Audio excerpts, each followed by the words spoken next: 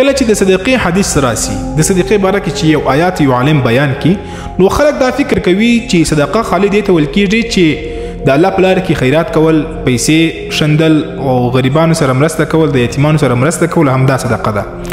حالانکه صدقه خالي نه ده، بلکې حدیث شریف کې راځي چې صدقه دې نه علاوه نور شان هم دي.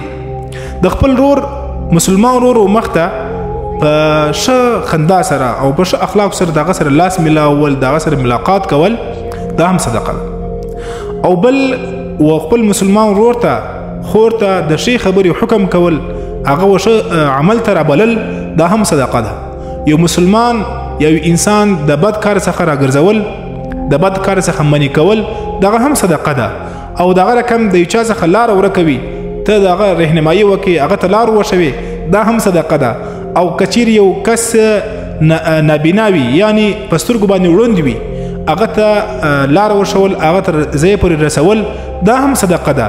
او دغسې د لارې څخه د تکلیف ولا شی لرې کول، ډبره پورته کول، یو زوز یو ازغی پورته کول د لارې څخه، دغه د تکلیف ولا شی چې بل مسلمان ته انسان ته تکلیف ونه رسیږي، نو دغه شی پورته کول د لارې څخه، دغه هم صدقه ده. نو صدقه ډیر شیان دي. د مور پلار او مخته د رحمت په نظر باندې کتل، دا صدقه ده. او خپل اولاد سره مینه کول، دا صدقه ده. یو مسلمان رور سره مرسته کول، دا ټول داسې دي صدقې دي. نو تاسو هیڅکله دغه عمل ته په کم نظر مه ګورئ. دغه ویډیو د ثواب په خاطر باندې مخته در سره شیر کړئ چې خلک د دې حدیث څخه خبر سي.